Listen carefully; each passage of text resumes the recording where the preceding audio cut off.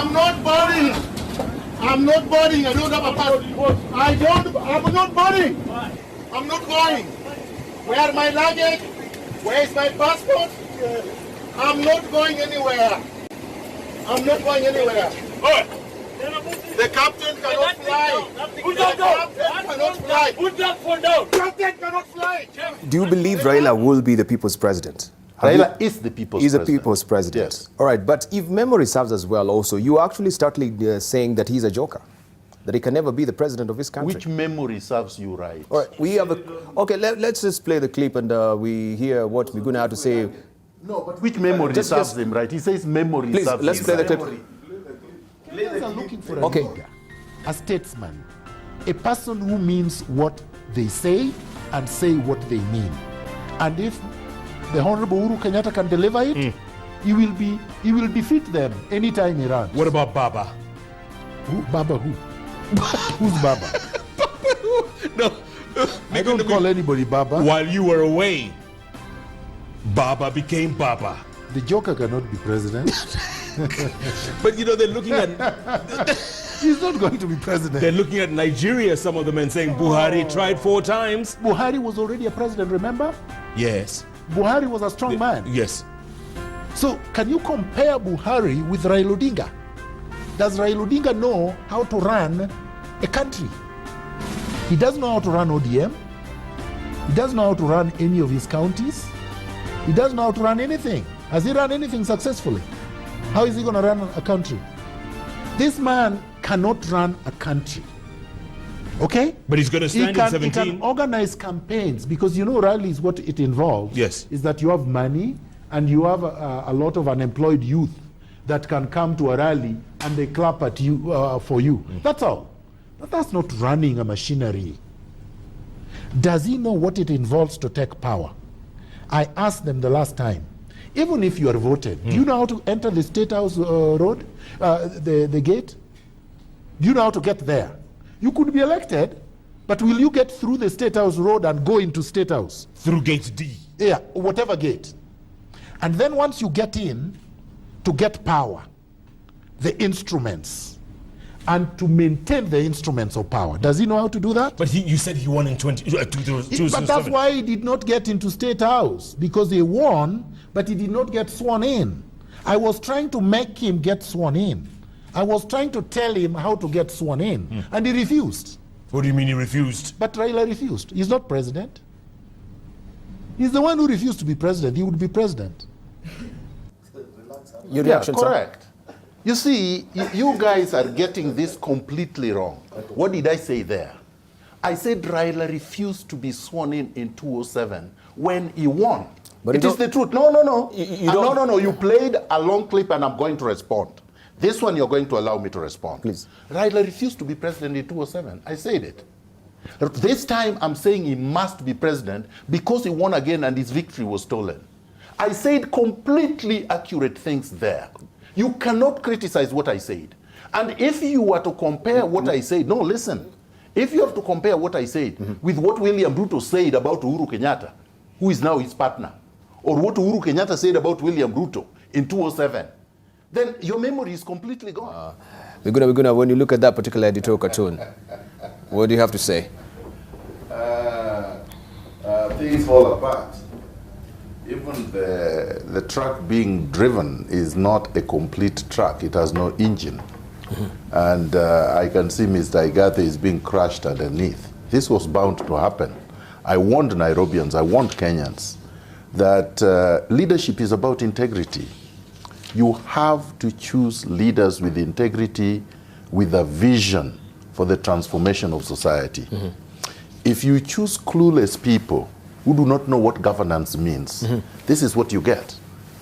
Less than 200 days after the so-called election, which was not an election, you can see nothing is happening. Garbage is everywhere, hawkers are everywhere, everything is in a mess. And the man who is supposed to be governor goes to City Hall at night when everybody has left. Should you be tapped maybe to actually deputize Sonko, will you? No, I can't. By the way, I was approached before they approached Igathe, and I dismissed it flat out. Because how do you deputize somebody who does not know his left from his right? The man is functionally illiterate. The man cannot sit at a table and discuss anything. He does not understand public policy. He does not understand legislation. He does not understand governance. He does not understand our constitution. He has never read it. The man went there thinking the thing is a joke. He was put there by cabals with interest to control the billions of shillings that Nairobi collects, and the land, the huge amounts of public land, and the contracts and the deals. So he was put there for the wrong reasons. He was not put there to serve Nairobians.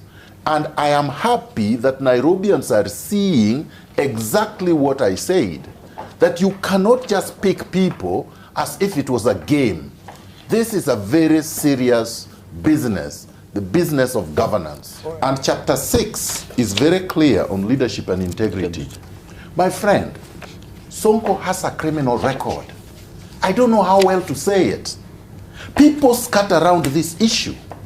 The man was convicted and sentenced to jail for more than 6 months and ought not to have been allowed to run. You see, the High Court in Nairobi nullified the election of the governor of Wajir on that ground.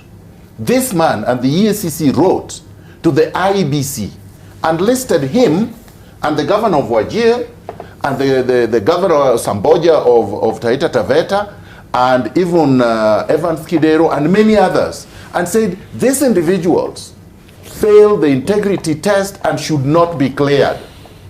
The IEBC, being shambolic the way it is and completely unable to run a credible election, allowed all of them to run. Did not apply itself to chapter 6. We did not pass this constitution by mistake. It was not drafted by mistake. So it is quite clear that Sonko is not qualified to be the governor of Nairobi. It is not a beef I have. It is a fact. Thank you. William Ruto is dead, politically dead, being dumped. William Ruto, and I've said this before, is not as tactical and tactful and he's not a strategic genius compared to Tom Mboya or Pew Pinto Gama. So if these people did not survive the Mount Kenya mafia machinery, of course this man is dead. I have to say, Larry, that Abduda Deda. Yes. You see, I can't even pronounce his name because he was a no-show. Joseph Nyaga and Cyrus Jirongo have demonstrated that they shouldn't even have been cleared by the IEBC because they're not ready even to debate, leave alone to assume the highest office in the land. So these guys shouldn't get any votes as far as I'm concerned. Secondly, Dr. Kaluyu is the greatest disappointment during this debate. Why? Because the man spoke a lot but said absolutely nothing. The man is ambiguous, general, and empty. He called himself a punda, a dog, and a man with a sling, and could not decide which one defines him. He said pundas should support other pundas. There is no real tangible plan the man unveiled, and in fact I believe it is a great disappointment and a throwback from Kariara last week. In fact, Kariara should have been the presidential candidate and Kaluyu could have been the deputy, because Kariara was clear, Kariara was precise, Kariara was confident. This man was a bubble, really a man about nothing. He was completely clueless. The second disappointment was Professor Wainaina. This issue, I agree with Dr. Aweti. Corruption is not about a goat. To say that corruption is a goat is really not to even understand the depth of the problem, the gravity of the problem. He talked about an unholy trinity of tribalism, impunity, and corruption, and he promised to slay it. He didn't say how he was going to slay it, and the examples he gave on how he thought he would slay it just did not sound as... Okay. They were not concrete, they were not thought out. All right. Dr. Ikuru Ekot performed better than them. But again, he glossed over a lot of issues. But All he right. was much, much better than them. Daisy, What is a banana republic? In a country where individuals are richer than the Republic of Kenya, that's what a banana republic is, number one.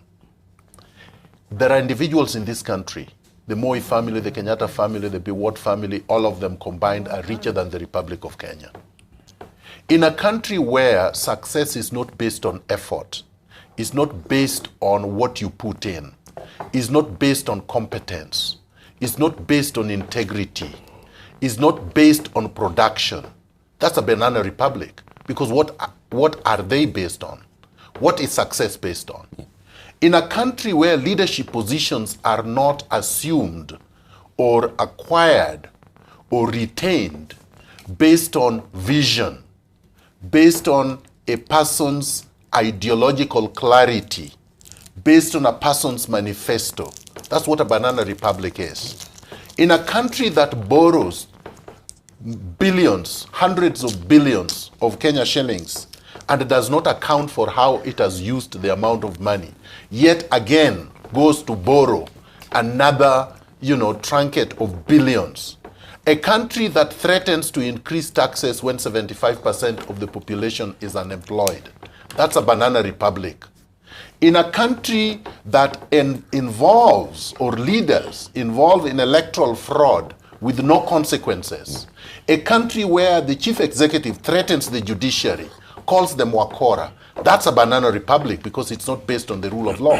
That's what I define as a banana republic. And these are facts. I'm not making them up. These are things that are happening right now. A country with no institutional independence. If you told a kid of 6 years of age that Chebukati is independent and that IEBC conducted a credible election, that child will tell you you should go and get yourself examined by a psychiatrist.